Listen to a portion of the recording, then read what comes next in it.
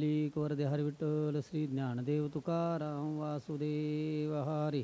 महायोगपीठे तटे भीमरत्या परम पुंडरीकाय दातु मुनिंद्रे समागत तिष्ठन्तमानन्दकन्दं परब्रह्मलिंगं भजे पांडुरंगं. वक्रतुंड महाकाय सूर्यकोटि समप्रभ निर्विघ्न कुरु मे देव सर्वकार्येषु सर्वदा. पत्रं पुष्पं फलं तोयं यो मे भक्त्या प्रयच्छति तदं भक्त्या परहत्तम अस्मि प्रेतात्मनः. मग निश्चिम भाव उल्लासे मज अर्पावयाचे निमिषे फळ एक आवडे तैसे भलतीयाचे हो. प्रस्तुत प्राप्त सेवेसाठी घेतलेली ओवी ज्ञानेश्वरीमधील 9व्या अध्यायातल्या 26व्या श्लोकाच्या खालची 381 नंबरची ही ओवी आहे. 82 नंबरची ओवी आहे. अध्यायामध्ये सुरुवातीलाच माऊलींनी सांगितलेलं आहे की परी अवधान ऐकले दिजे, तरी अवधान ऐकले दिजे मग सर्व सुखाशी पात्र होईजे. हे प्रत्युत्तर उत्तर माझे उघड ऐका. उघड रीतीनं माऊलींनी काय केलेलं आहे याच्यात, म्हणजे तुम्हाला आम्हाला अभय म्हणजे हे दिलेलं आहे, प्रतिज्ञा केली आहे, शपथ दिलेली आहे की निश्चित तुम्ही जर चित्तपूर्वक जर ह्या ज्ञानेश्वरीचं अध्ययन केलं, याचं अनुकरण केलं, याचा अभ्यास केला तर तुम्हाला सुखाचा मार्ग दिसल्याशिवाय राहणार नाही. म्हणून अध्यायाच्या सुरुवातीपासून त्यांनी जर तरचा प्रश्न उपस्थित केलेला आहे माऊलींनी. तर हिथं त्यांनी काय सांगितलं, पत्रम पुष्पम फलम तोयम यो मे भक्त्या प्रयच्छति हा श्लोकवर आहे. तदम भक्त्या प्रहत मस्नामी प्रेतात्मनः. ह्या श्लोकाचा अर्थ असा आहे, मला जर भक्तिभावनेनं तुम्ही तुमच्या ऐपतीवरून काही जरी अर्पण केलं सा तरी मला ते भक्ताचं अतिशय प्रिय असं आहे आणि त्या भक्ताला मी प्रसन्न होतो असं त्या आहेच आहे. म्हणून पण पुढे तुम्ही ओवी घातली आहे माऊलींनी. काय ओवी घातली, मग असा शब्द घातला आहे तिथं. मग निश्चिम भाव उल्हास आहे. भाव नुसता असून चालत नाही, भाव कसा पाहिजे, उल्हासानं पाहिजे, म्हणजे आत्म आनंदातून पाहिजे आणि तो कसा न भंगणारा. निश्चिम याचा अर्थ असा आहे न भंगणारा, अखंड टिकणारा, अशा शब्दाचा तो अर्थ आहे की निश्चिम भाव उल्हासे. मज अर्पाय व्हायचं नाही, फक्त ते मलाच अर्पायचं आहे असं मात्र मनात भावना पाहिजे.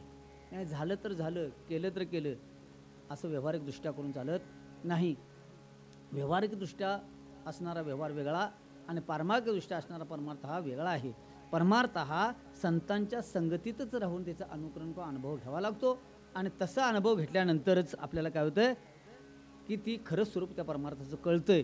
म्हणून इथं भगवंताने अर्जुनाला सांगितले. आता अर्जुनाला हे सांगण्यापाठीमागे अर्जुनाचा भाव नव्हता काय, तर ह्याच ज्ञानेश्वरीतल्या 18व्या अध्यायामध्ये सांगितले अर्जुनाच्याने व्याजे अशी एक ओवी आहे.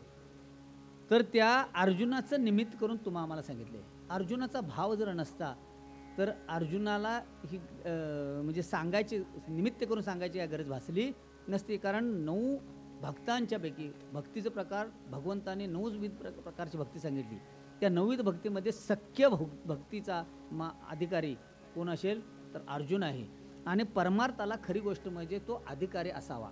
अधिकारी असल्याशिवाय तिथं म्हणजे परमार्थ त्याला सांगायच्या भानगडीत पडू नये. का सांगायच्या भानगडीत पडू नये, तिथं रुचला पचला पाहिजे तो, तरच तो परमार्थ योग्य रीतीनं हे होतोय. म्हणून अर्जुनाला निमित्त करून ही गोष्ट सांगणे भाग पडलेली आहे. अर्जुनाला पहिलं कर्म सांगितलं, कारण का अर्जुनानं मी हे युद्ध करणार नाही सांगितलं. कारण नातेवाईक ज्यावेळी बघितलं त्यावेळी मी हे युद्ध करणार नाही म्हणून गर्भगळी झाला. त्यावेळी भगवंताने सांगितलं की तुला हे तुझं कर्म करावं कसं लागल हे पटवून पहिल्या 6 अध्यायापर्यंत दिले. 7व्या अध्यायात भगवंताने अर्जुनाला म्हणजे उपासना मार्ग सांगितला. त्या उपासना मार्गामध्ये भगवंतानी काही प्रश्नांचा उल्लेख करून त्याला उपासना मार्ग सांगायचा प्रयत्न केला. पण अर्जुनाला संभ्रमात पाडायची वेळ आली. अर्जुनाला ते काय न समजल्यामुळं अर्जुनानं 8व्या अध्यायामध्ये अर्जुनानं ते 7 प्रश्न पुन्हा भगवंताला विचारले. देवा, ब्रह्म म्हणजे काय, कर्म म्हणजे काय, अध्यात्म म्हणजे काय, आदिदैवी काय, आदिभौतिक काय, असं ते प्रश्न पुन्हा मला काही समजलेलं नाही. आणि ते प्रश्न देवा तुम्हाला सांगावंच तरच मला पुढं समजेल, नाही तर समजणार नाही. असं अर्जुनानं देवांना 8व्या अध्यायामध्ये प्रश्न विचारला. आणि त्या प्रश्नांचं उत्तर भगवंतानं योग्य रीतीने दिलेलं, म्हणजे 8व्या अध्यायात दिलेलं आहे. आपण आता 9व्या अध्याय बोलायचं असल्यामुळं 8व्या अध्यायातला सिंहावलोकन थोडंसं पाठीमागचा हे घेणं गरजेचं आहे.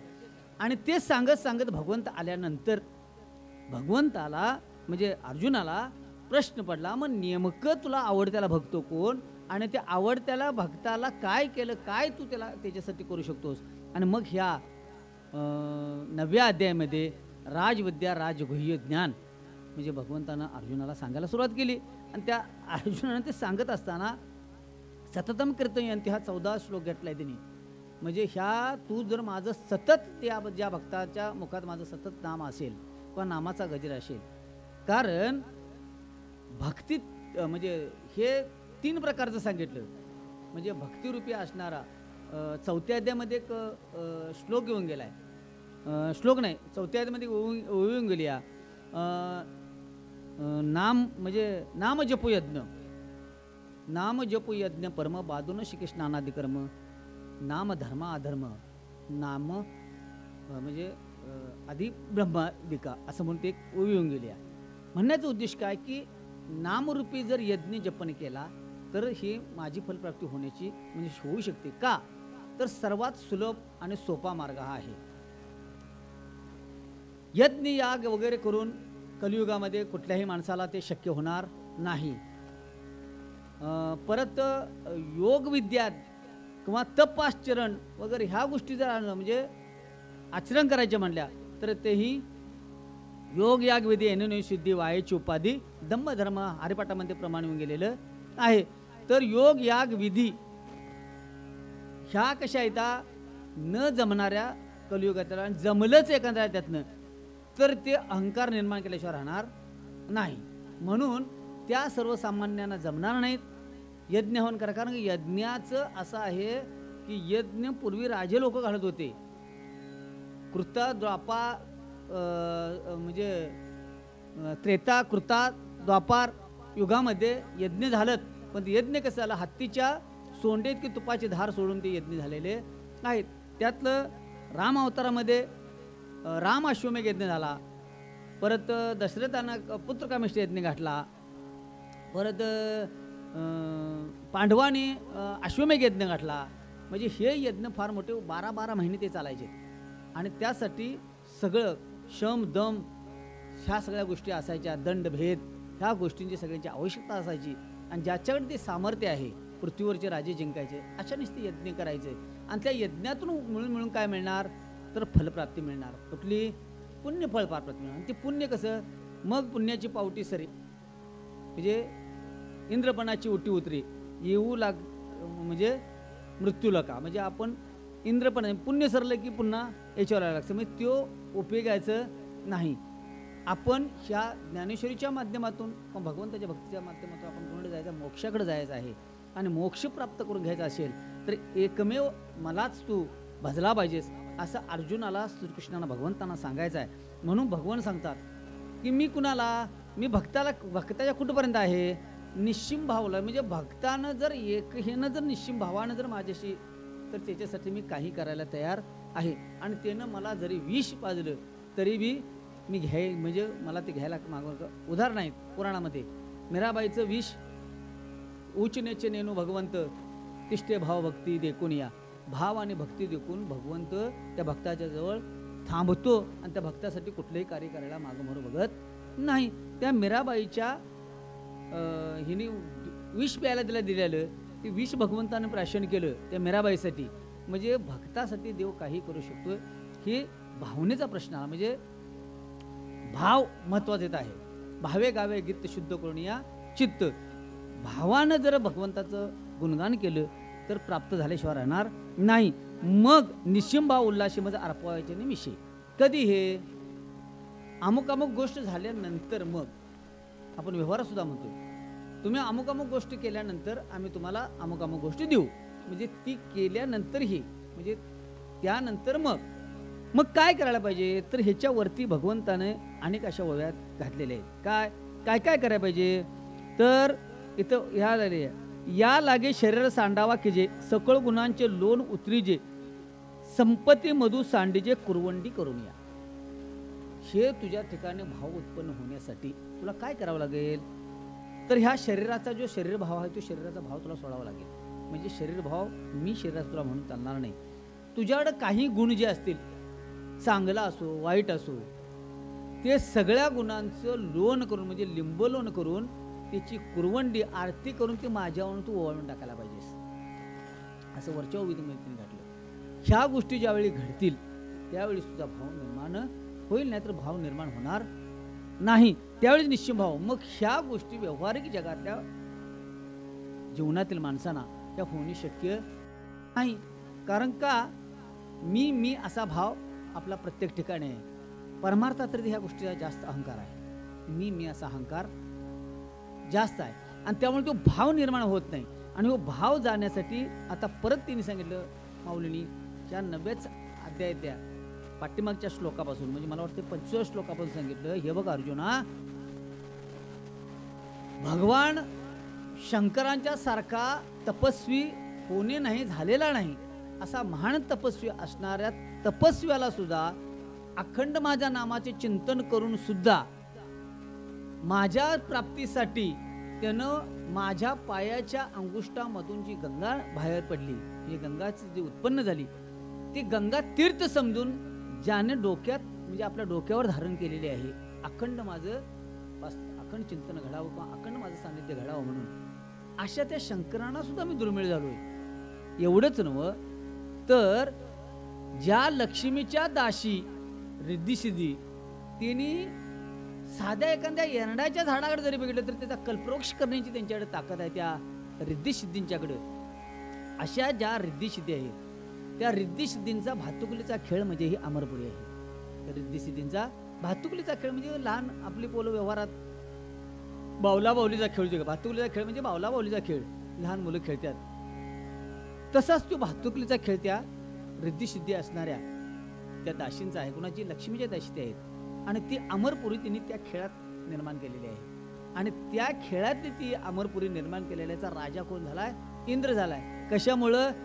अनंत 100 यज्ञ करून, म्हणजे शतक 100 यज्ञ करून त्यानं ते पुण्य प्राप्त करून त्या पदावर तो प्राप्त झालेला आहे. पण त्या जर रिद्धिसिद्धींना वाटलं की आज हा खेळ मोडावा आणि आपण दुसरा खेळ खेळावा वाटलं तर त्यावेळी इंद्रपद नाहीचं, म्हणजे त्यांचा खेळ म्हणजे अमरपूर नाहीच होऊन इंद्रपद जाऊ शकते. अशा जिच्या दाशी आहेत, मग त्या ज्याच्या दाशी आहेत तिची काय ताकद असेल, सामर्थ्य असेल त्या लक्ष्मीचं, त्या लक्ष्मीने तर सगळ्या विश्वाला वेड करून सोडलेलं आहे. अशा त्या लक्ष्मीला सुद्धा मी जवळ घेतलेली नाही आणि मी तिचा स्वीकार न केल्यामुळं ती माझ्या पायाची सेवा करण्यासाठी तिनं अहोरात्र कष्ट केलं आणि तिने हे आपलं मोठं पण बाजूला सारलं. म्हणजे मी रिद्धिसिद्धियुक्त असणारे असे आहे म्हणून तिने हे मोठं पण बाजूला सारलं, तेव्हा माझ्या पायाची सेवा तिला प्राप्त झाली. अशा पुढच्या मागे ह्या 25व्या श्लोकापासून पुढं अर्जुनाला कृष्णानं पटवून सांगायला सुरुवात केलेली आहे. जर ह्या शंकरासारख्या लक्ष्मीसारख्या देवींचा जर अहंकार नाहीसा झाला, तिने आपलं शरीरभाव नाहीसा केला किंवा आपला असणारं सर्व गुण मला अर्पण केलं, मग चांगलं वाईट काय असतील ते, तेव्हा त्यांचा मी म्हणजे लक्ष्मीचा पती झालो किंवा अर्जुनाचा का ते भगवंत महादेवांचा मी म्हणजे आराध्य दैवत झालेलो आहे. असा जेव्हा तू ह्या सर्व जीवमानाचा किंवा जीवातल्या लोकांचा जर जीवलुके असणाऱ्या लोकांचा जर भाव निर्माण झाला तर त्यांच्यासाठी मी काही कोणतीही गोष्ट करायला तयार होतोय. कसं पुढे सांगितले त्यांनी की भक्तू माझ्याकडे दाव्याने मी दोई हात ओढवी, मग देटून फेडता सेवी आदरेशी. आणि जर भक्तानं त्या जर भावा त्या श्रद्धेने जर मला ते अर्पण केलं तर मी त्यानं काय दिलंय किंवा काय हाय काही न बघता माझ्या मिठीत त्याला आलिंगन देऊन त्यानं दिलेलं मी ओळून खायला सुरुवात. त्यासाठी एक महाभारता म्हणजे पांडव प्रतापमध्ये कथा ऐकून गेली आहे. एक वेळ भगवंत हस्तिनापूरला गेलेले होते आणि तिथे गेल्यानंतर ते त्यांना त्या सभेत बोलवण्यात आल्यानंतर जेवणाचं वगैरे पाहुणाचं म्हणणे जेवणाचं आमंत्रण वगैरे आलं, पण नाही म्हणले मी मला विदुर काकांच्या घरी जरा भेटायचं आहे म्हणले आणि विदुर काकांच्या घरी मी जाणार म्हणले. मग विदुराच्या कन्या आवडीनं बक्षिशी असे प्रमाण आहे. तर विदुराच्या कन्या भक्षिण्याच्या उद्देशानं किंवा विदुर काकांना भेटायचं म्हणून ते तिथे गेलेत पण त्यावेळी विदुर काकांची पत्नी स्नान करायला लागलेली होती सकाळी, आणि स्नान करत असताना भगवंत दारात आलेल्या हाळी दिल्यानंतर विदुर काका नव्हते. विदुर काका समिध आणण्यासाठी बाहेर गेलेले होते, आणि तिने ती बघितल्यानंतर भगवंताचं रूप किंवा भगवंत माझ्या घराला आलेलं बघून तिला देहभान तिचं विसरलं तिचं, आणि ती आपण अंगावर वस्त्र आहेत का नाहीत हे सुद्धा तिला भान न राहता ती देवांच्या जवळ आली. देवांच्या आलिंगन दिलं, देवांचं दर्शन घेतलं, देवांना शहासनावर उच्च आसनावर बसवलं, देवांची पूजा अर्चा वगैरे केली ना, देवांना खायला केळं देत असताना ती एवढी म्हणजे भावना विवश झाली की मी देवांना काय देतोय हे सुद्धा त्याला भान राहिलं, देवाला मी काय खातोय भक्ताच्या पोटी हे सुद्धा भान राहिलं नाही. ती स्वतः गाबा खायची आणि केळीची साल देवाला द्यायची, देव ते आवडीनं प्रेमानं खात होते. आणि एवढ्यात विदुर काका आले, आणि विदुर काकाने बघितल्यानंतर विदुर काका बायकोला म्हणले, अगं हे काय चाललंय, काय करतेस तू? आणि त्यावेळी त्यांच्या लक्षात आलं दोघांच्या हे की आमचं काय चाललंय हे लक्षात आलं. आणि त्यावेळी काय देवा तुला तर काय कळत होतं काय नाही असं विदुर काका म्हणलं. देव म्हणले नाही, भक्ताच्या पुढं भक्ताच्या भावापुढं मी शून्य आहे, मला सगळं, कारण हे चराचर विश्व सगळं हे विश्वाची माझी घरं, किंवा समस्त ही वासुदेव प्रचिती रथाला उचला भाऊ, भक्ता माझे राहो ज्ञानी येतो. म्हणजे भक्त कसा आहे, ज्ञानी तर पाहिजेच पाहिजे, पण भक्त हा अशा पद्धतीचा भावव्यस भक्त जर असेल तर तो सगळ्यांचा राजा आहे. आणि असा भाव उत्पन्न होण्यासाठी तुम्हाला काय करावं लागेल, तर हे तुमचं असण्यावरच्या वरच्या ओळीमध्ये दिलेलं आहे की या लागी शरीरा सांडावा की जे, म्हणजे शरीराचा अहंभाव किंवा शरीराचा देहाचं जे हे अस्तित्व आहे ते तुम्हाला बाजूला सारावं लागेल. आणि सकळ गुणांचे लोणकरीचे, म्हणजे सकळ गुण जे तुमचे असतील ते माझ्यावर वळण टाकायला पाहिजे. ज्यावेळी तुम्ही हा कुरवंडी करशीला तेव्हाच तुम्हाला हा भाव निर्माण होईल. भाव व्यवहारातला भाव वेगळा आणि परमार्थातला भाव वेगळा आहे. भावाभावात पण प्रकार आहेत. भावात दोन भाव आहेत, अशुद्ध भाव आणि शुद्ध भाव, कामिक भाव आणि सात्विक भाव, असं भावांसुद्धा प्रकार आहेत. आमचं भाव निर्माण होतात व्यवहारिक जगातल्या लोकांचं, ते काहीतरी प्राप्त करून घेण्यासाठी. परवाच आपला विषय झाला, ह्या दिंडीचा प्रवास काय, त्या दिंडीचा प्रवास काय, तर प्रत्येकाच्या त्यात जाणाऱ्या अनेक तऱ्हेचे, मी सांगितलं हौशे गौशे नवशे अशी ही लोक त्या दिंडी कार्यात किंवा सोहळ्यामध्ये असतात. कोण आपले हौस आहे म्हणून जाते, कोण काय तर नवस केलेलं असते, कोण काय तर त्यातून मिळते का बघण्यासाठी, आणि हाताच्या बोटावर मोजणे इतकीच की भगवंत प्राप्त व्हावा किंवा मला पुण्य प्राप्त व्हावं, मला संतांची संगत घडावी, अशा आविर्भावाने जाणाऱ्या हाताच्या बोटावरच प्राप्त होतात. हा भाव निर्माण होण्यासाठी अखंड संतांची संगत लागावी लागेल. या ज्यावेळी भगवंताने या जगाचा उद्धार करण्यासाठी भगवंताने अनेक अवतार धारण केले, अनंत अवतार घेशी भक्ताकारणे, परंतु त्यातले त्यात मुख्य अवतार भगवंताने 10 घेतले. आणि ह्या 10 अवतारामध्ये भगवंताचं काय ब्रीद होतं की भक्ता राखे पायापासे दुर्जनाते संवारी, ह्या ब्रिदानं भगवंत इथं आलेत आणि त्यावेळी त्या कार्यात ते केलं भगवंताने 10 अवतारमध्ये. आणि मग ज्यावेळी हा कृष्णावतार संपला त्यावेळी द्वारकेचे केने आले, किंवा पुंडलिकाच्या भक्तिकाजा येता झाला, गोकुळाहून येता झाला किंवा द्वारकेहून येता झाला. म्हणजे त्या भक्त पुंडलिकाची भक्ती बघण्यासाठी किंवा त्यासाठी देव तिथं आलेत.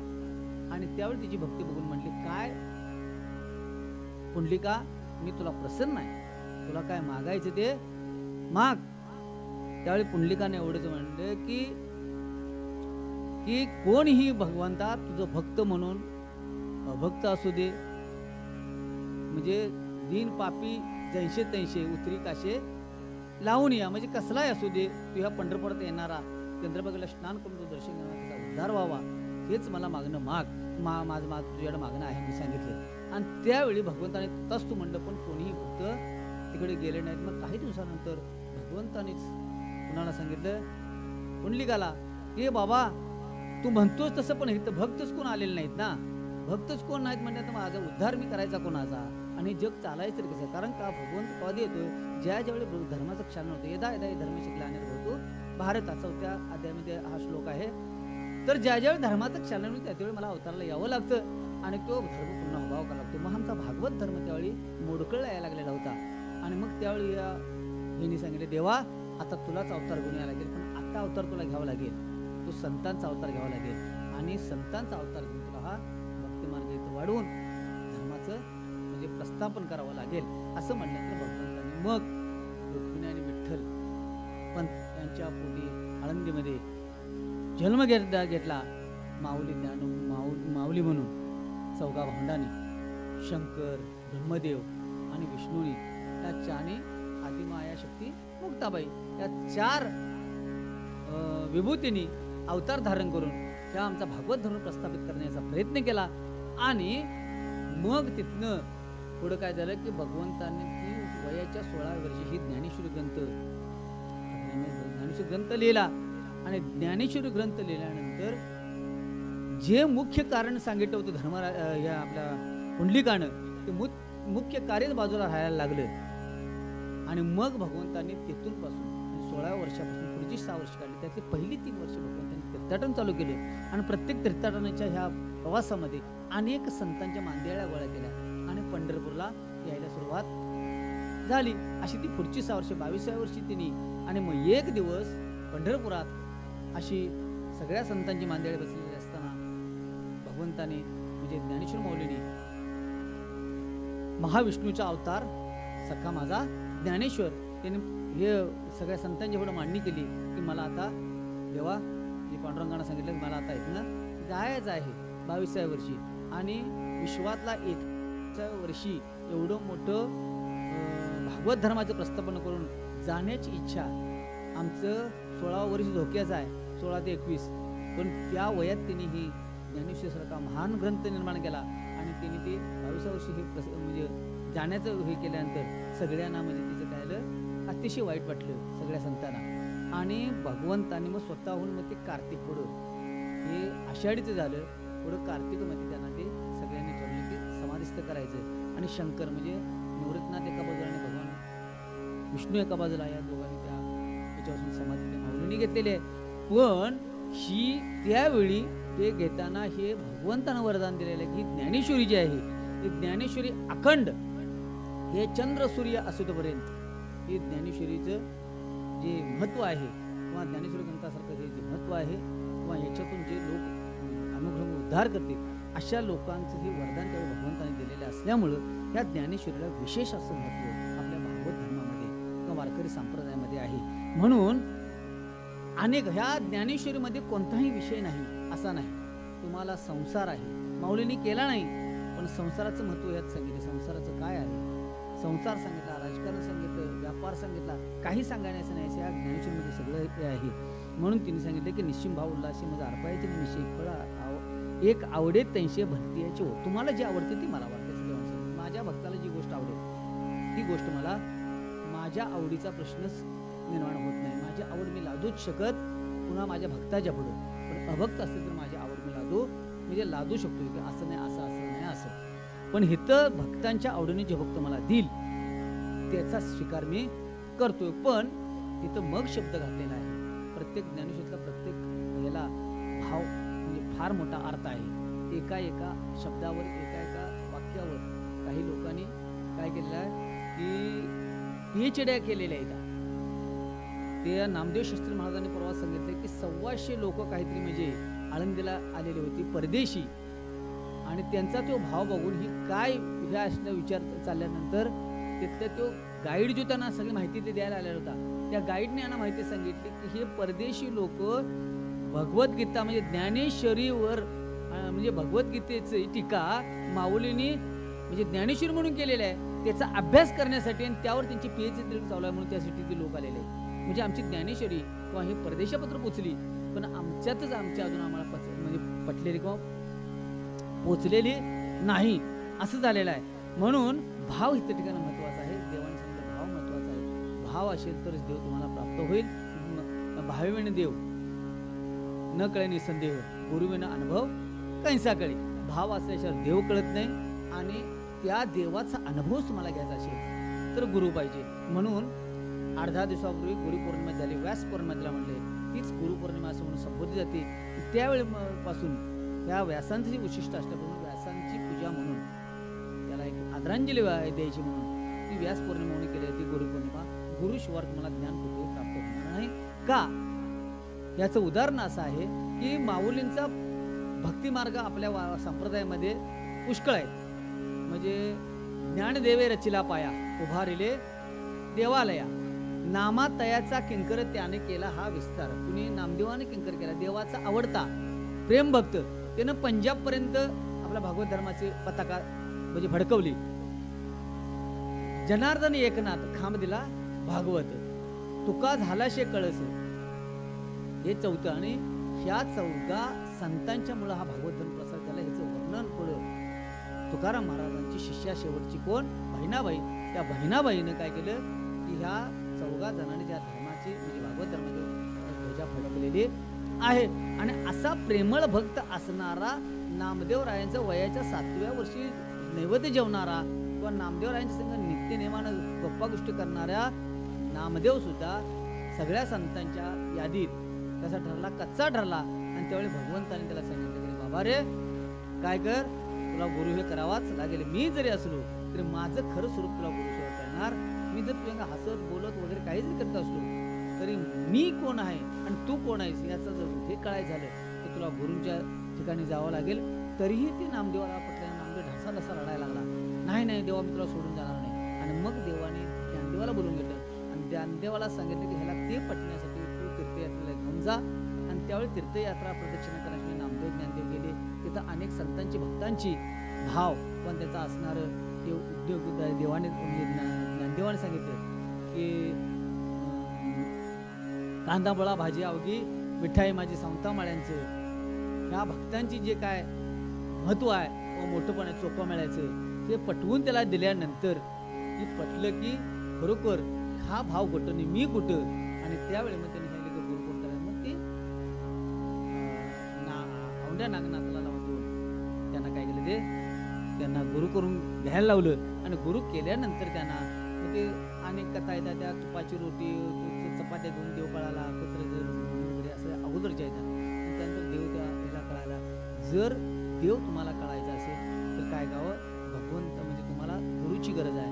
आणि गुरु केल्याशिवाय ते कळणार नाही. आणि गुरु तुम्हाला भेटण्यासाठी तुमचा निश्चिम भाव निर्माण व्हायला पाहिजे की ईश्वरच मला प्राप्त व्हायला पाहिजे किंवा गुरु भेटायला पाहिजे. किंवा ज्यावेळी तुमच्याकडला अहंकार तुमच्यातला ज्यावेळी निघून जाईल किंवा तुमच्यात ते ध्येयपणाचं जे असणारी माया किंवा समजतात ह्या ज्यावेळी तुमच्या निघून फिटून जातील त्यावेळी तुमचा तो निश्चिम निर्माण होईल. आणि निश्चिम भाव निर्माण झाल्यानंतर मग मला म्हणजे तुमच्या विना राहणार नाही. तुम्हाला माझ्याकडे याची गरज नाही. मला तुमच्याकडे जावं म्हणजे यावं लागेल कारण मीच तुमच्याकडे धावत येणार आहे. हे पै भक्तीच्या नावानं तुम्ही मला एखादं फूल पान वगैरे काही जरी अर्पण केलं सा तरी ते मला अतिशय अमृतापेक्षाही गोड असं मला लाभेल. असं त्या माऊलीने अर्जुनाला ह्या श्लोकाच्या माध्यमातून सांगितलं. म्हणून अर्जुना ह्या उदाहरण सगळी पटवून दिली. काय आहे की मज अमृताहून सुरशे बोनी ओगरले भाऊ असे ऐसा भक्ताचे उदक लेशे परतोषेला. म्हणजे मला कसं आहे भक्तानं कुठलीही गोष्ट माझ्यासाठी अर्पण केलेली मला म्हणजे काही असो थोडं असो पण ते मला अमृत कलशापेक्षा हे श्रेष्ठ असं आहे. मग हे करण्यासाठी अशी भक्ती निर्माण करण्यासाठी किंवा असा तू भक्त होण्यासाठी देवा मला काय करावं लागेल. त्यावेळी या 27व्या श्लोकाच्या वरच्या बाजूला एक उभी दिली की माऊलीनी की अर्जुना काय कर. म्हणून अर्जुना अवधारे तू बुद्धी एकी सोपारी करी तरी सहज आपल्या मनोमंत्री न विसंबे माते. जर अर्जुना तुला अशा भाव निर्माण व्हावा असं वाटेल मीच प्राप्त व्हावा असा वाटत असेल तर तुला काय करावं लागेल.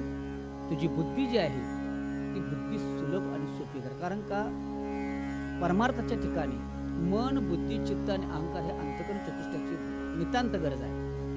आणि ह्या ज्यावेळी कृपा होतील या अंतकरण चतुष्टयाची त्यावेळी निश्चित आपल्याला परमार्थ साधला म्हणून समजायला काही हरकत नाही. आणि विशेष करून त्यात बुद्धीला फार महत्व आहे. कारण बुद्धी ही संकल्प आणि विकल्प करते. म्हणून बुद्धी अगोदर ताब्यात धरणं गरजेचं आहे. काय वेळा बऱ्याच वेळा असं होते हे करावं काय नको नको ते करावं काय नको नको. मला इथं आता प्रवचनला याला सुद्धा 8-10 दिवसाचा काळ निघून गेला. का आज जाऊ का उद्या जाऊ, आज करू का उद्या करू असं गोष्टीत थोडंसं म्हणजे संकल्प विकल्प बुद्धीचा झाला. तसं बुद्धीचा संकल्प विकल्प करण्याची वृत्ती बुद्धीची असल्यामुळे ती जर आकलन केली तर मन ताब्यात राहतं. आणि मन एकाग्र झालं की ती व्हायला फारसं अवघड नाही.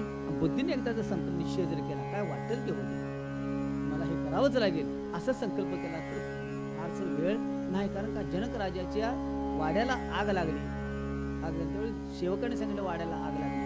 त्यावेळी जनकानं सांगितलं त्या वाड्याचा आणि माझा काडीत काय संबंध नाही. त्यांना आपली ती चिंतनाची बुद्धी स्थिती म्हणजे बाजूला ढळू दिली नाही, किंवा त्यांचा पाऊल सुद्धा पावलावर एक लाकूड पडलं तरी सुद्धा ते काय डगमगले नाहीत. म्हणजे देहबुद्धी त्यांची निघून गेलेली, जनकांची देहबुद्धी संसार होती.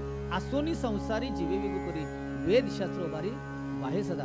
संसारात राहून सुद्धा परमार्थ करणे हे सगळ्यात म्हणजे गोष्ट अतिशय प्रिय देवाला आहे. पण संसारात राहून आम्हाला परमार्थ घडत नाही. आता एकदा सुद्धा 5-10 मिनिटं मला उशीर झाल्यानंतर मी काही कारणे संसाराची सांगितली उदाहरण, आणि आमची बऱ्याच वेळा संसाराचीच अडचणी इथं आम्ही परमार्थासाठी करतोय. पण परमार्थात तुम्ही म्हणजे संसारात तुम्ही परमार्थाची एखादी अडचण सांगून त्यातून दूर व्हायचा प्रयत्न कधी केला? कधीही नाही. काही लोक वाऱ्या सुद्धा चुकवायला लागले काही अडचणी असल्यामुळे. तर ती ज्यावेळी आपण वारी घेतोय त्यावेळी त्या संसाराला तिलांजली दिलेली असते, किंवा तिलांजली भाव निर्माण करून आपण या संसाराला वळायचा आहे आणि ह्या परमार्थाकडे वळायचा आहे. तरच हे म्हणजे भगवंत प्राप्त होईल, किंवा देवांना आवडतात. देवांना भक्त 2 प्रकारचे आहेत. देवांना आवडणारा भक्त वेगळा आणि भक्ताला देव आवडणारा भक्त वेगळा, अशा 2 यादी आहेत देवाच्या. देवाला आवडणारं भक्त ही यादी उदाहरणार्थ अर्जुन, हनुमंत वगैरे हे जे आहेत ते देवाला आवडणारे भक्त आहेत. तुम्ही आम्ही किंवा हे जे काही अन्य नारदासारखे संत जे आहेत ते त्यांना देव आवडतो असं आहे. म्हणजे देव आवडणारं भक्त वेगळं, आणि ते मला वाटतं त्या भक्तांची लक्षणं 12व्या अध्यायामध्ये, कारण 12वा अध्याय हा भक्ती योगच म्हणून आहे, आणि त्या समशत्रूच मित्रोचो असं ते एक श्लोक देऊन सांगितलेलं आहे की कसा असावा भक्त आणि कोणता भक्त देवाला आवडतोय ते त्यामध्ये सांगितलेलं. म्हणजे त्या 12व्या अध्यायामध्ये सगळं भक्तांचं दर्शन केलेलं व देवाने केलेलं आहे. असा भक्त मला आवडतोय, आणि जो आवडतोय मला भक्त, त्या आवडणाऱ्या भक्ताचं मी काय करतोय, सगळं दोष घालवून त्या भक्ताला मी काय करतोय, मजरूप करून घेतो, किंवा त्या भक्ताची प्रत्येक गोष्ट मला आवडत जाते. म्हणून अनन्य भावानं जे माझा अनन्य शरण तयांचं मी चुकू जन्म मरण शरणागती शरण मी इच्छितो. अर्जुनाला सांगितलं अनन्य भावानं जो मला शरण आलाय त्या भगवंता म्हणजे त्याचं मी जन्म मरण चुकलं शरणार. जन्म मरण चुकवणे हाच करा म्हणजे जीवनमुक्ती आहे. संतांच्या संतांच्या याच्यामध्ये जीवनमुक्ती आहे. त्याचं जीवन त्याचं मरण आणि जीवन जर चुकवण्यासाठी काय आहे की मीच एक कारणीभूत आहे.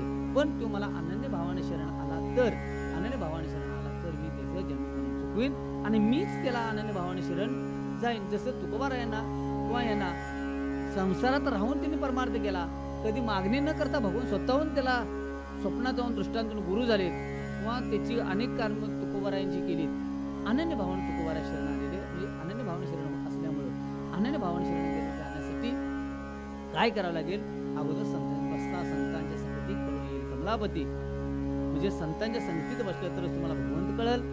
किंवा काय सांगू त्या संतांचे उपक्रम मध्ये निरंतर जागवती, किंवा कृपा कटाक्षे न्याहाळले आपल्या पैदी बैसवले असे संतांचं महान कार्य आहे.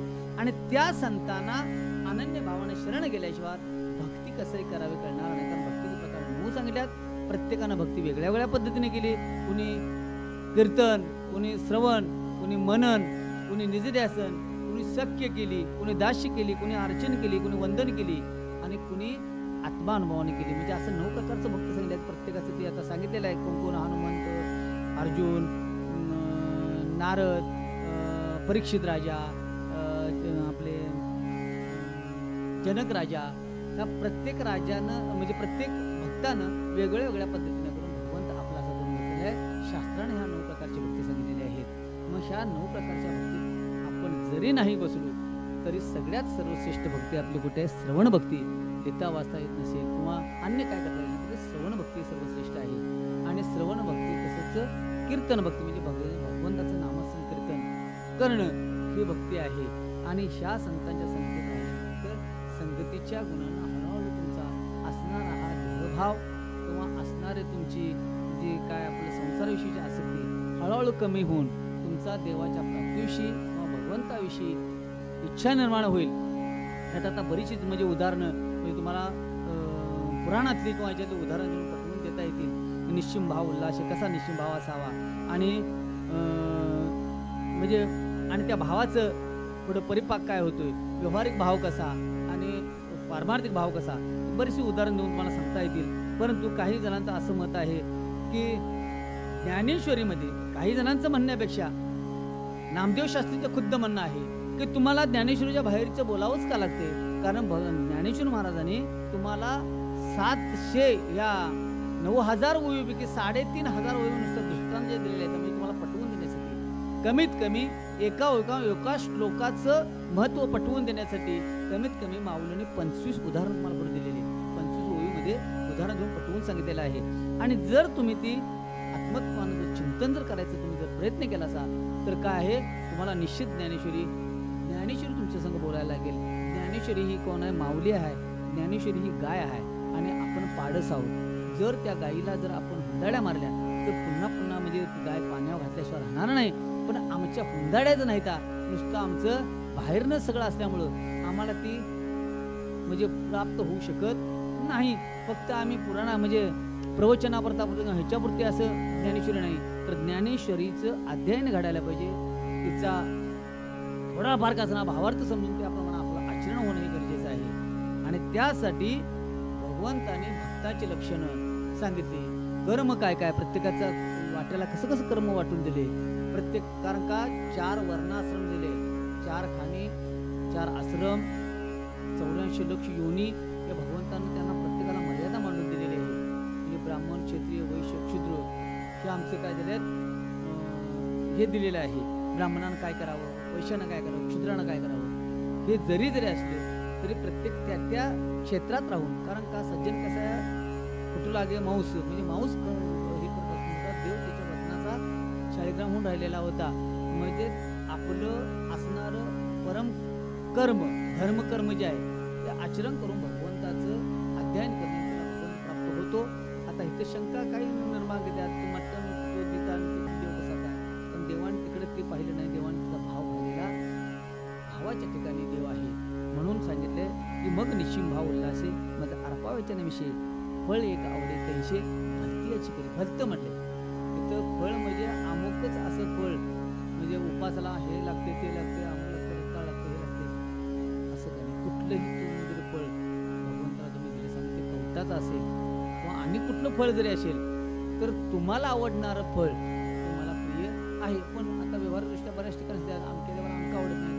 सकाळी मला एका माणसानं प्रश्न विचारला की सोमवारचा बेल देवाला म्हणजे तोडायचा नाही झाडाचा, देवाला वावायचा नाही. काही गोष्टी या पुराणात काही येऊन गेले, आता तात्विक काही शास्त्र आहेत त्यात सांगून गेले की एकादशी दिवशी सुद्धा तुळस अर्पण म्हणजे देवाला करायची पण तोडायची नाही. आदल्या दिवशी तोडा, कारण तुळशीला आणि बेलाला 3 दिवस अशुद्धत्व येत नाही किंवा शेळीपणा येत, 3 दिवस ती देवाला अर्पण करण्यासाठी चालते असं ते भगवंताचं म्हणजे. आणि त्या दृष्टीनं उद्या कसली एकादश आहे, उद्या